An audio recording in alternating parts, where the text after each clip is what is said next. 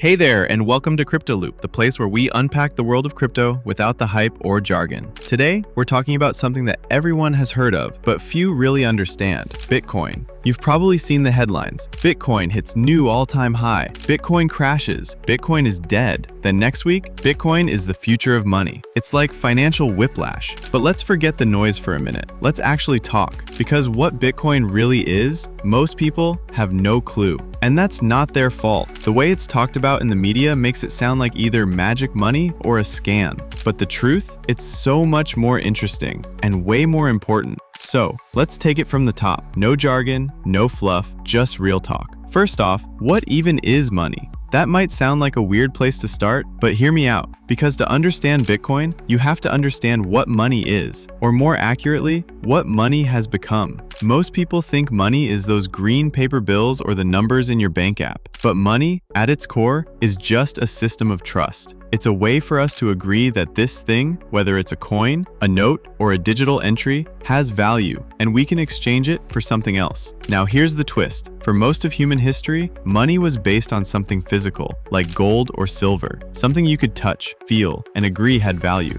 But in the last century, that changed. Governments started issuing fiat money that isn't backed by anything physical. Just trust in the government and trust in central banks to manage inflation, interest rates, and the overall economy. Now, after the 2008 financial crisis, a lot of people lost trust in those institutions. Banks collapsed, people's life savings vanished, and guess who got bailed out? Not the people, the banks. And that's when something wild happened. A paper showed up online, just 9 pages long, titled Bitcoin, a peer-to-peer electronic cash system. Written by someone using the name Satoshi Nakamoto. No one knows who they are. Could be a person, could be a group, doesn't matter. What matters is what they created. Bitcoin isn't just digital money. It's a complete rethink of how money could work, without banks, without governments, and without the need to trust anyone. So how does it work? At the heart of Bitcoin is this thing called a blockchain, basically a public record of all transactions. But unlike your bank's private ledger, this one is open for anyone to see. You can't fake it, you can't change it, and it's secured by thousands of computers around the world. Every 10 minutes, new transactions are grouped into a block,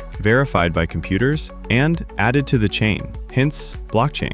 This is what makes Bitcoin decentralized. No one owns it, no one controls it. It's a network of people and machines keeping each other honest. Now, let's talk about mining. Not pickaxes and tunnels, but the digital kind. Bitcoin mining is the process of verifying transactions and adding them to the blockchain. In return, miners are rewarded with newly created Bitcoin. But here's the genius part. There will only ever be 21 million Bitcoins. Ever. That's it. No printing more. No inflation. No shady deals behind closed doors. This fixed supply is part of what gives Bitcoin value, like digital gold. In fact, a lot of people call Bitcoin Gold 2.0. But unlike gold, Bitcoin is easily divisible, instantly transferable, and doesn't sit in a vault gathering dust. Let me put it another way. Imagine you live in a country where inflation is out of control. Your money loses value by the day. Your bank limits withdrawals. Your savings are worth less every month. Now, imagine you could store your wealth in something that can't be inflated, that can be accessed from anywhere in the world, that can't be frozen or seized by corrupt leaders. That's Bitcoin.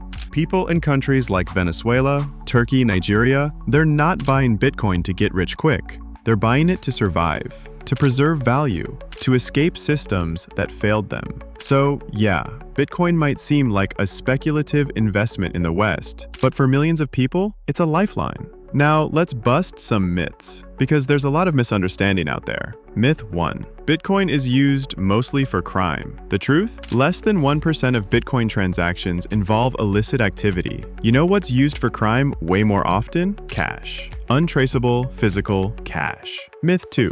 Bitcoin is bad for the environment. Okay, this one has some truth to it. Bitcoin mining does use a lot of energy. But here's the context people miss. The Bitcoin network is actually pushing energy innovation. More and more mining is being done with renewable energy, and miners actively seek the cheapest power, which often comes from surplus wind, hydro, or solar that would have gone to waste. Myth 3. It's a bubble. Well, yeah, everything that goes up fast can feel like a bubble. But Bitcoin's been declared dead by the media hundreds of times, and yet here it is. Over a decade of secure operation, no downtime, growing adoption, and increasing interest from even the biggest financial institutions. Now, you might be wondering, should I invest in Bitcoin? Fair question. But here's the thing, I'm not here to give financial advice. I'm here to help you understand what it is, so you can decide if it fits your goals. Bitcoin is volatile. It can crash. It can surge. It's not a get-rich-quick scheme. It's a long game.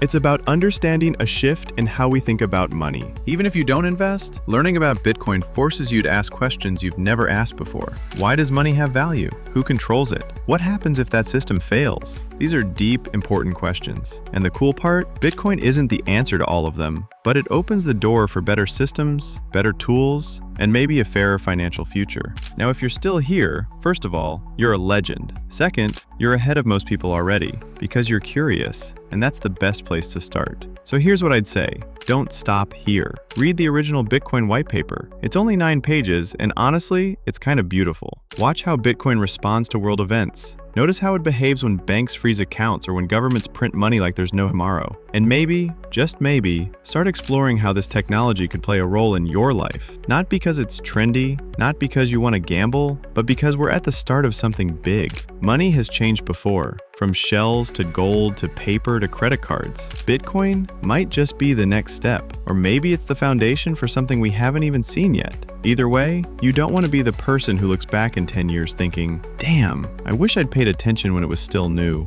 So if this helped you see Bitcoin in a new light, hit that like button, subscribe for more deep dives like this, and drop a comment telling me one thing you learned today. This is Crypto Loop, and I'll see you in the next video.